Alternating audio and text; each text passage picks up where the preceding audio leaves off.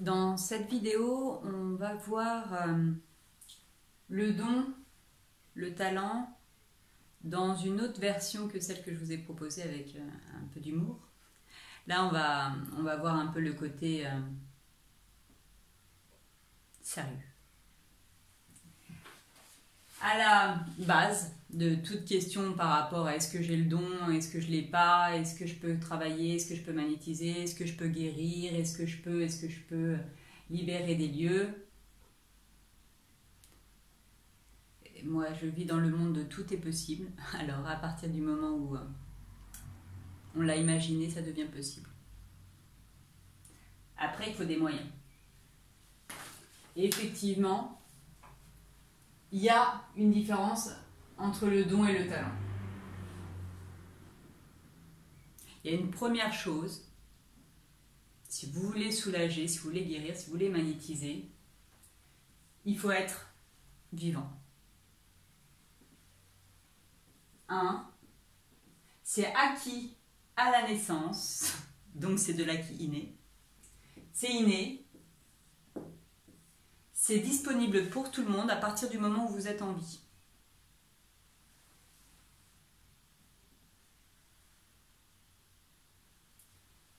Ici, à la base de toute vie, tout est disponible pour tout le monde. Vous vous demandez si vous êtes l'élu, vous l'êtes. On veut tous, entre guillemets, avoir le don. On veut tous être sélectionnables, mais on ne veut pas que tout le monde l'ait. C'est très humain, c'est très bizarre, et en même temps, si on y réfléchit, c'est très humain.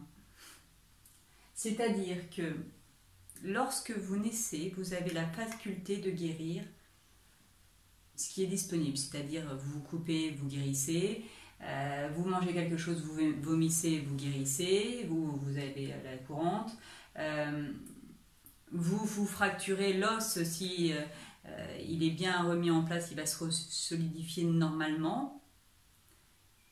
Après, on a de la médecine conventionnelle et c'est une très grande chance parce qu'effectivement, on peut en plus guérir des choses qu'avant on ne pouvait pas.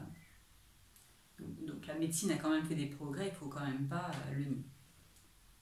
Mais à la base, à partir du moment où vous êtes en vie et que donc vous êtes en capacité de vous auto-guérir, de vous auto-soigner, de vous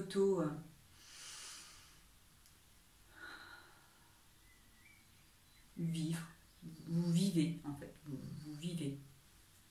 À partir du moment où vous êtes vivant, vous avez cette capacité-là. Tout le monde l'a, je suis désolée. Je sais, hein, en fait, on voudrait que tout le monde soit sélectionnable, mais qu'il y ait quelques élus qui l'aient et que les autres l'aient pas. Eh bien, c'est pas vrai. C'est pas vrai. À la base du don, c'est donné, c'est un don qu'on reçoit par le créateur, qu'on reçoit par la vie, qu'on reçoit par la source, vous y mettez ce que vous voulez, mais à partir du moment où vous naissez, que vous êtes en vie, vous êtes l'élu. Et je sais que pour beaucoup, c'est inconcevable. Il y a toujours cette histoire de il y en a qui sont au-dessus, il y en a qui sont en dessous. Oui, sur une échelle de valeur morale. Absolument pas sur le don. À partir du moment où vous êtes en vie, vous avez les dons de guérir, de libérer, de soulager, de créer. J'y reviens dans les autres formations quand je vous explique par rapport nous sommes créateurs et créatures de notre expérience humaine. Il n'empêche qu'il y a aussi une source, quelque chose de dessus, de doux. Donc si vous êtes vivant, vous pouvez effectivement, vous êtes en fait élu et vous avez le don. Il n'empêche, puisque là en fait, puisque vous l'avez, vous pouvez aussi le transmettre, ce don de vie. Vous pouvez le transmettre par la vie en vous reproduisant. Donc ça, si vous avez eu des enfants ou si vous en avez vu des enfants, bah, vous avez vu comment ça fonctionne. Hein. C'est un papa et une maman qui vont produire un être vivant. Et effectivement, vous avez souvent fait l'expérience de massage magique, quand vous leur avez fait le bidou, quand vous avez fait des bisous magiques. C'est ça. Vous avez fait passer par vos mains, par votre souffle, par votre regard, votre puissance de vie. Vous avez participé à transmettre un peu de votre énergie. On fera toujours attention à ne pas tout donner. On transmet une partie de notre vie. Dans cette même réalité, puisque de toute façon plusieurs réalités coexistent, une fois que vous êtes né, vous pouvez aussi l'acquérir, l'avoir par votre lignée. Vous pouvez avoir une lignée de guérisseurs, de sourciers, dans votre lignée, dans vos générations antérieures, il y avait des guérisseurs, il y avait des sourciers, il y avait des sorciers, il y avait des intellectuels, il y avait beaucoup de monde, parce que maintenant, en 2024, ça fait quand même pas mal de générations qu'on traîne sur Terre.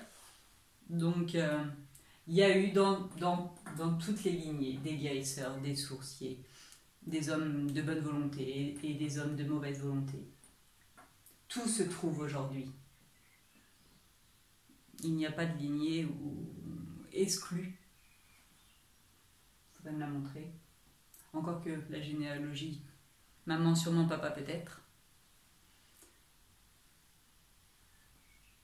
Donc dans votre lignée, dans vos mémoires cellulaires, dans vos mémoires transgénérationnelles, vous avez ce don qui coule dans votre sang, qui fait que quand on fait les exercices, il y a un neutre, il y a quelque chose, il y a un neutre, il y a là quelque chose, là il y a un réseau, il y a quelque chose. Vous savez déjà souvent, il faut juste vous accompagner dans la confiance. Donc quand on est vivant, quand dans notre lignée, effectivement, on a plus ou moins eu de guérisseurs, et souvent on le sait après, ah oui, ton oncle il faisait ça, ou ton grand-père, arrière-grand-père, machin, j'avais entendu parler d'eux. Donc oui, dans la lignée. Après, on a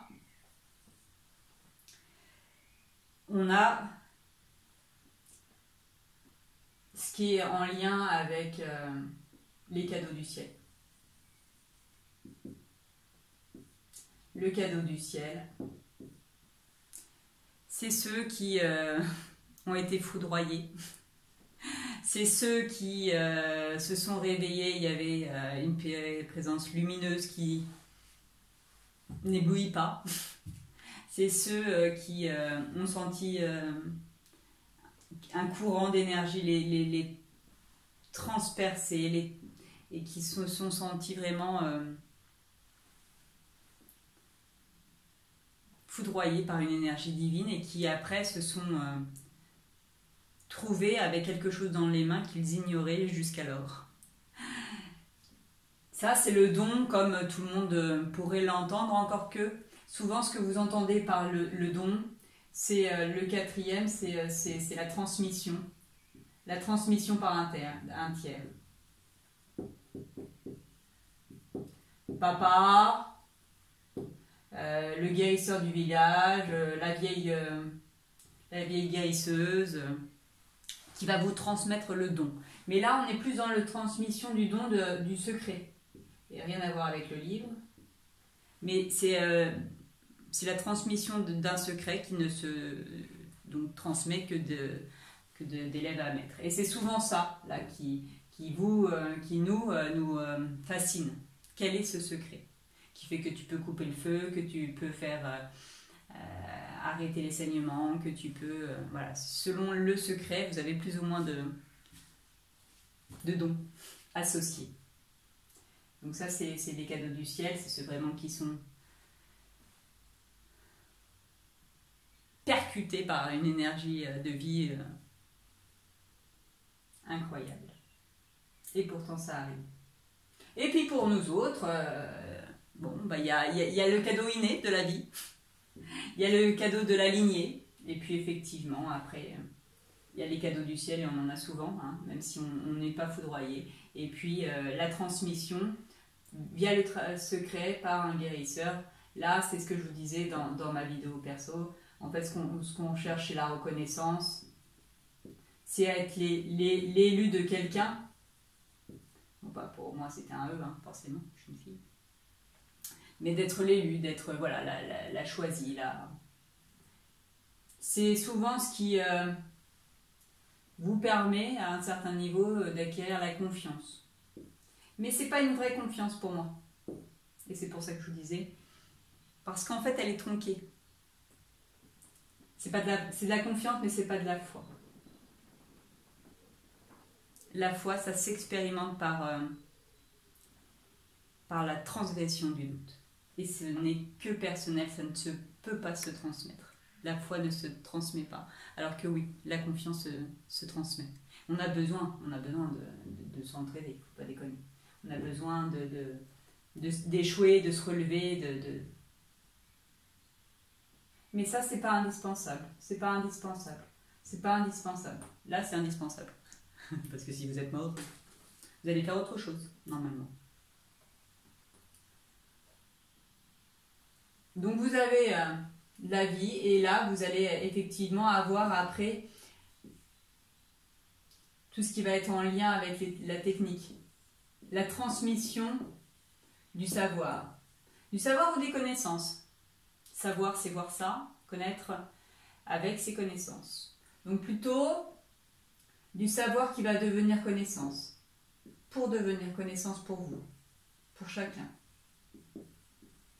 Et ça, c'est ce qu'on enseigne lorsque vous faites des formations, lorsque vous lisez des livres, lorsque vous avez des e-learning. Pas facile à dire, mais c'est efficace, parfois. E-learning, et je vous l'écrirai pas parce qu'en fait, je ne sais pas comment ça s'écrit. Voilà. On peut acquérir par le travail, et en même temps, sans le travail, hein, mais vous n'allez rien faire. Parce que vous pouvez avoir tous les dons que vous voulez, si vous restez le cul dans le canapé, il ne va pas se passer grand-chose. Si vous ne vous mettez pas le cœur à l'ouvrage, il ne va pas se passer grand-chose. Si vous n'avez pas envie, il ne va pas se passer grand-chose. Donc vous pouvez avoir le don, vous pouvez avoir été foudroyé. Si à un moment donné, vous ne passez pas effectivement au travail avec l'intention du cœur, ça ne sert à rien d'avoir eu tout ça. C'est surtout la motivation, l'envie. Si vous avez envie de le faire, il faut le faire. Il ne faut pas vous dire, mais mon Dieu, j'ai pas reçu le don. On l'a tous. On est tous les élus. Par contre, le talent, ça se travaille. Et ça se travaille avec le cœur. Si vous travaillez exclusivement pour le pognon, je ne garantis pas les résultats sur le long terme. Ça va marcher un temps.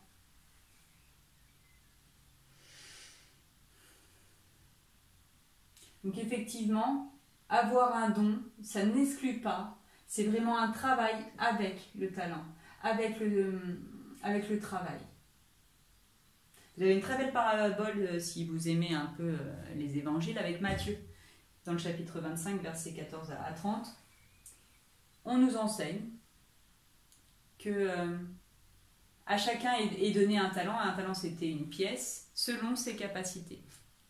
Et celui qui en avait beaucoup, il les a fait beaucoup fructifier.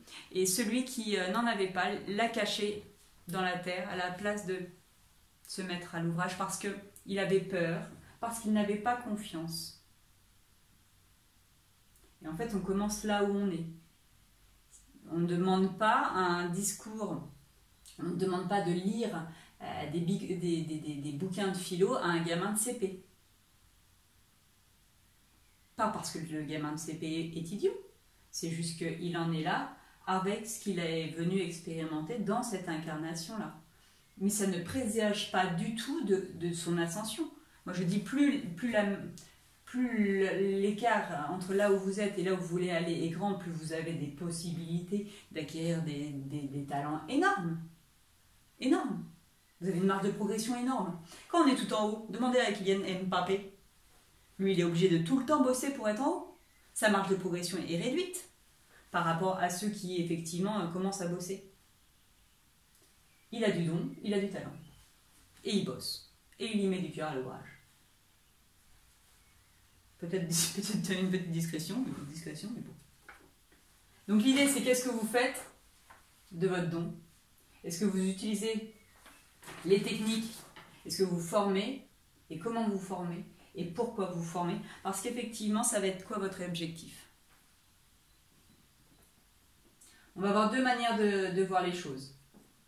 Soit on trouve des excuses, j'ai pas le don, malheur à moi, j'y arriverai jamais. Soit on trouve des solutions. Oui, mais c'est trop loin, bah oui. C'est trop loin, mais les voyages forment la jeunesse et quand vous venez jusqu'à nous, vous repartez différent.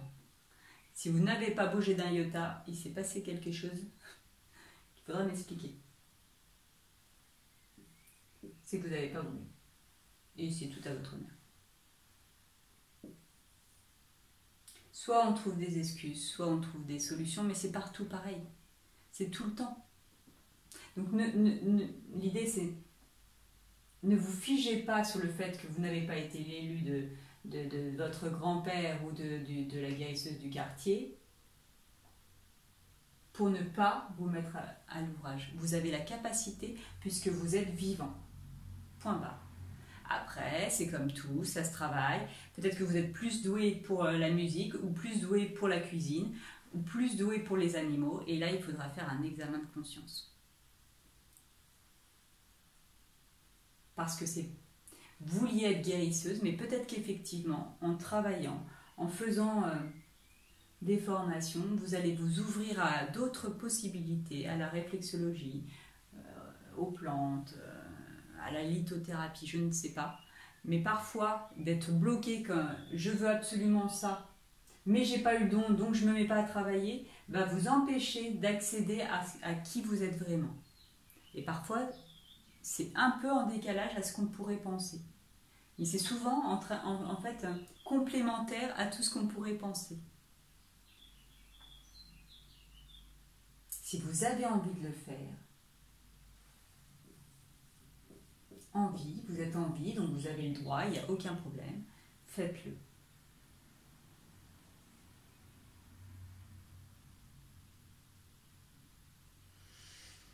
Je voulais vous parler effectivement donc des perceptions, juste comme ça, je ferai peut-être quelque chose là-dessus, par rapport au cas particulier du médium. Parce qu'effectivement, si vous avez envie d'aider à passer des âmes, c'est possible. Je ne suis pas médium, mais pourtant j'accompagne, enfin, je permets qu'elle soit prise en charge par là-haut. Mais je n'ai pas de relation instantanée avec les défunts. J'ai besoin d'outils, j'ai besoin de pendules, j'ai besoin de mes perceptions, puisque je vois des choses, je peux entendre des choses, mais je n'ai pas ce tac-tac. C'est-à-dire que je leur parle et j'entends bzzz. Et là, je leur dis, je ne comprends pas. Donc, je ne suis pas médium, et pourtant, je peux accompagner, je peux aider, je peux soulager les âmes en peine, les âmes bloquées. Oui, si vous devez être médium dans cette vie, soyez rassurés, soyez assurés, vous le serez. À un moment ou à un autre, vous le serez.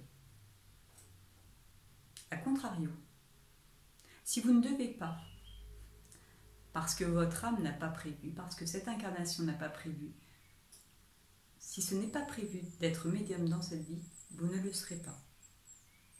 Vous pouvez être rassuré, ça ne se produira pas. Par contre, si ça doit arriver, ça arrivera. Exactement comme la mort. On ne sait pas quand, mais on sait que ça arrive. Donc on peut être rassuré, ok. Ça se passera comme ça doit se passer, dans les meilleures conditions, si on y met du cœur à l'ouvrage.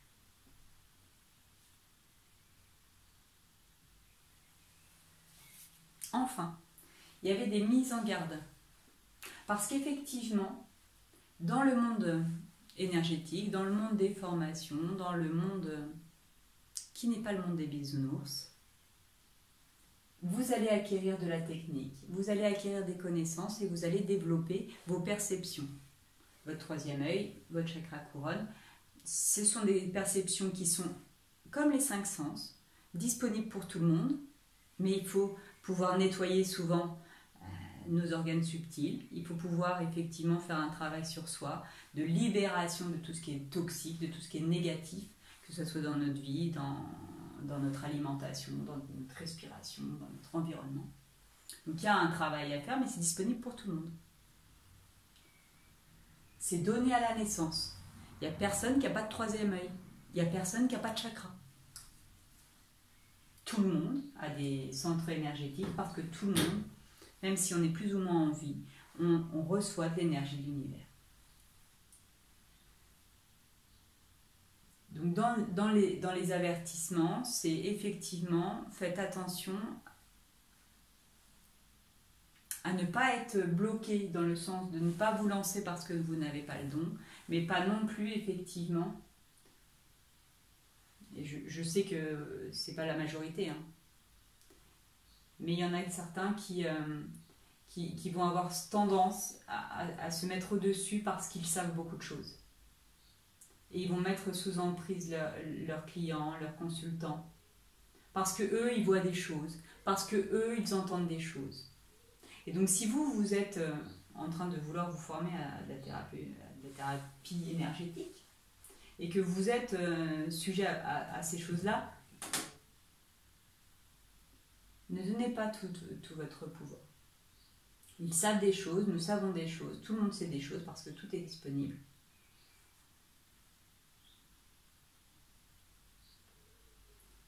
Mais personne n'a à avoir à prendre le pouvoir sur l'autre par les connaissances, par le savoir. C'est vraiment c'est le mal du siècle. Nous avons transposé d'une manière dégueulasse tout ce qui marchait pas bien dans le religieux et on l'a mis dans le spirituel.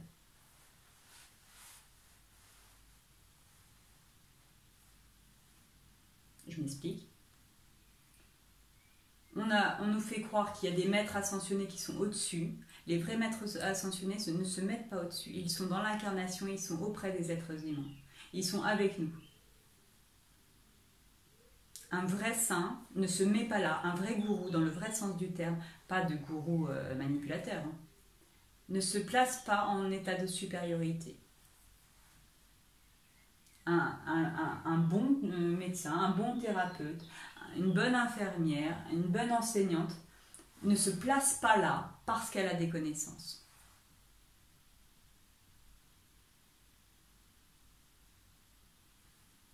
Vous n'êtes pas inférieur parce que vous n'en savez pas autant que votre thérapeute. Et vous n'êtes pas supérieur parce que vous en savez plus que lui. Nous sommes en vie, nous sommes d'égale valeur. La seule chose qui diffère, ce sont nos systèmes de valeurs morales. Pourquoi je le fais, pour qui je le fais, pourquoi je ne le fais pas, est-ce que je me trouve des excuses ou est-ce que je me trouve des solutions? Nous sommes en chemin ensemble et tous les gens de bonne volonté sont attendus, sont accueillis. Vraiment. Merci.